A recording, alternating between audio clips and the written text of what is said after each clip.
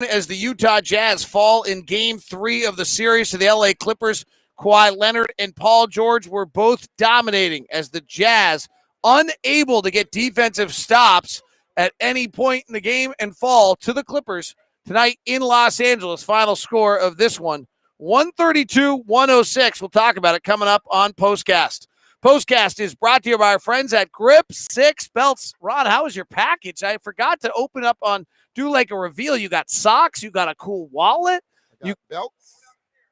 Wait.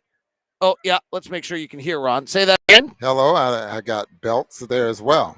They're still in the box, though. Don't forget, you gave them to me after the ball game. And so the other. You'd already packed. So you haven't.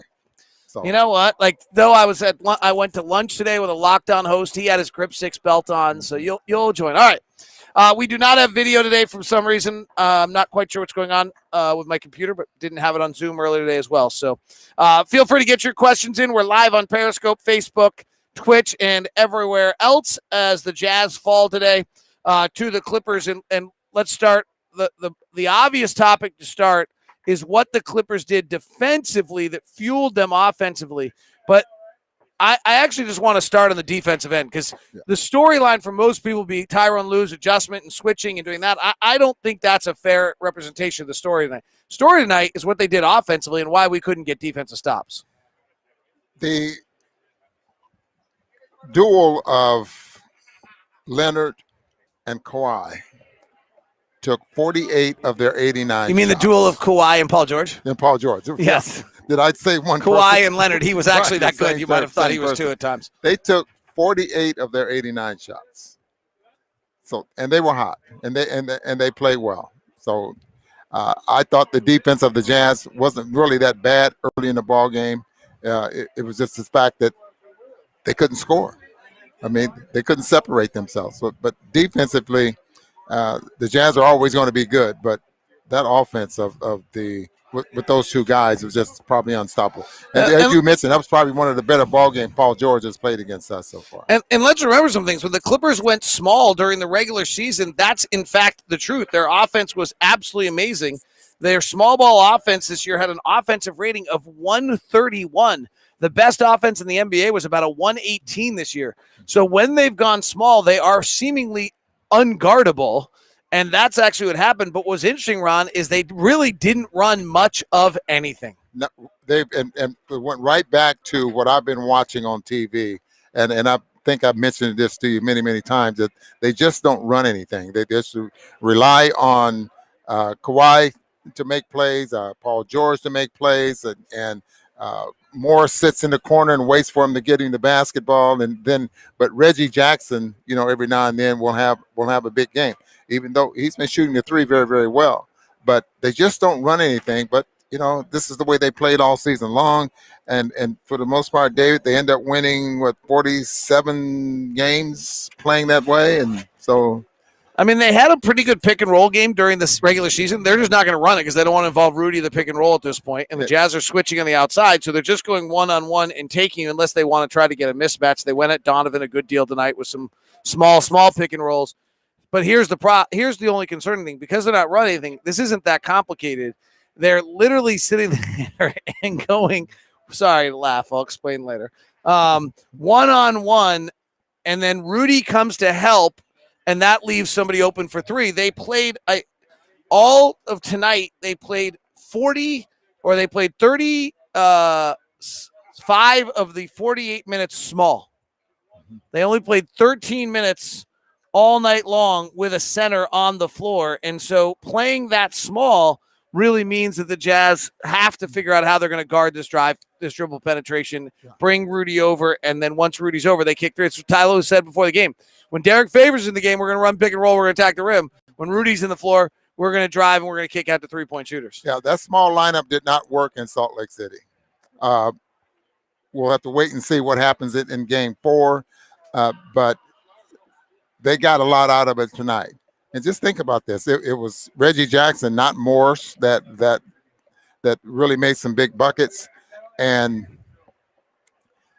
boy, I don't know. It's the talent, David, that wins the games for them. It's not so much, they have this unique offense or this unique defense or whatever that carries a basketball team. Even though the game plan was pretty good early in the ball game, then on Donovan, but Donovan figures it out, and he's has a pretty good night. They played 14 minutes tonight without Marcus Morris or Zubac on the floor. So Nicholas Batum was basically their center for at least 14 minutes of the game. They have so much skill and so much talent they're able to do. All right, let's go to the defensive end or the Jazz offensive end. They doubled Donovan every time he touched the ball early. Donovan didn't score in the first quarter. But frankly, the Jazz got going by the end of the night offensively, so I'm not sure that it was that effective. But what was the impact, and what did you see from what the Clippers did to the Jazz offensively? Well, at the beginning, you're talking about their defense. Yeah, well, they're trapping on Donovan. The game plan was to try to take the ball out of his hands. The other side of that was to try to keep Donovan from going to his right.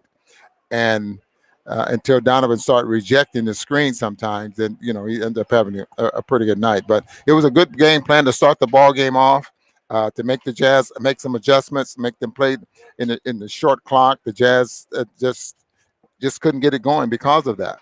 And Jazz end up having a pretty good offensive game. By the way, both teams shot lights out. Clippers 19 of 36 from three. Jazz 19 of 44 from three. Clippers had equally as unbelievable a shooting game as the Jazz did the other night.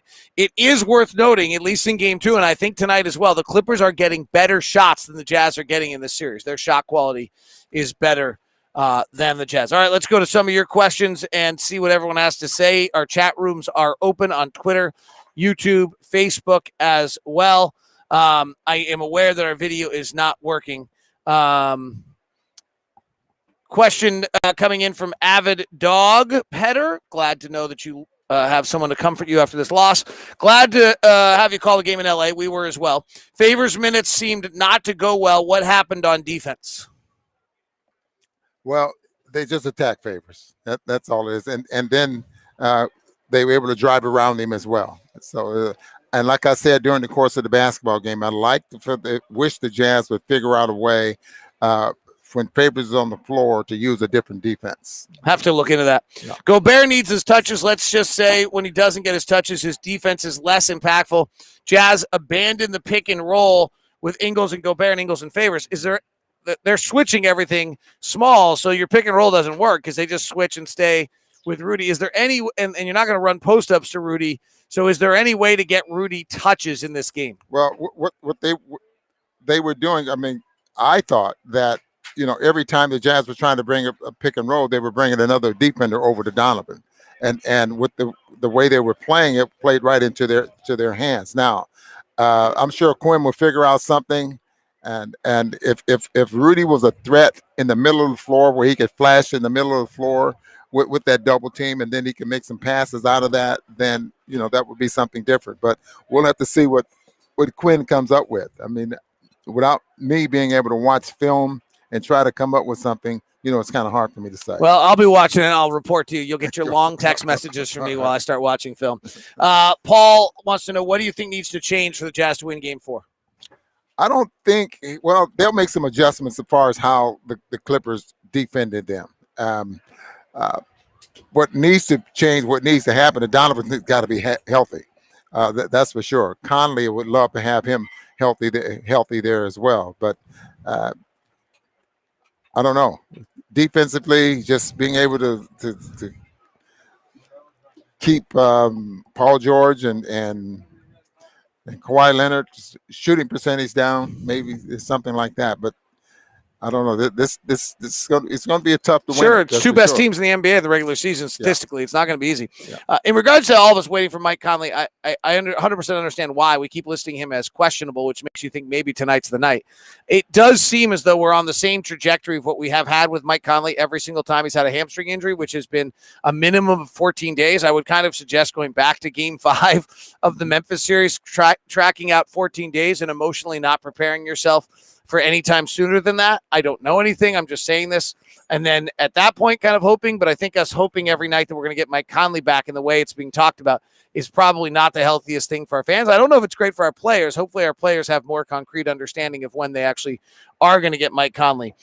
Amber says, I figured we would lose one in LA. We'll get the next game. Hopefully Mike will be back. Some ugly passes to turnovers tonight. Huge play of this game. The Jazz are down 10.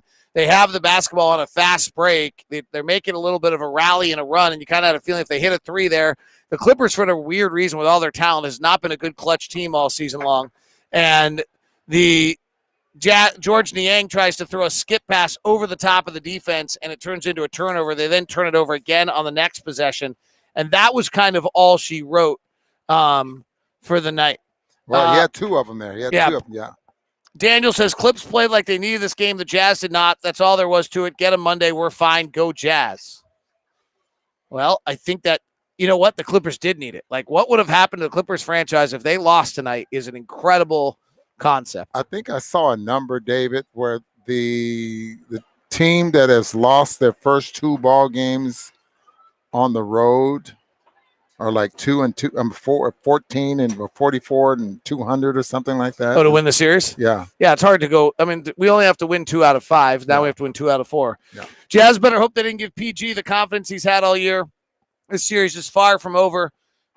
And a negative comment about our friend Derek Favors, so I'll pass on that. By the way, Faves was +5 for actually at one point tonight. Usually you look at the notes and, what are we with Rudy on the floor and Rudy off the floor? And it usually is, that Rudy's like +7 or something. It was actually the opposite for much of the game tonight. So I'm not sure that all the Derek frustration is actually well placed here. This question will come up a lot because of the way he played tonight, so I figured we should at least address it. Niang cut from the rotation for Ilyasova or simply more bogey? Ilyasova is enough of a veteran that he understands it. My initial thought on there is, one, George has brought a lot to this team. He shoots the threes well in transition. This series does feel fast for him. Mm-hmm. Seems like he's getting rushed and making mistakes, so I think that's a fair observation. It's hard for us to cut the rotation right now when you don't have Mike Conley and you suddenly get even shorter. Ilyasova's a veteran, but he hasn't played with the guys a great deal. So, I mean, that would be I think Ilyasova is really a center at this point, frankly, also. Well, you could always put him in, see how he's going, see how he's playing or something like that. And you can always cut a guy's minutes during the course of the ball game.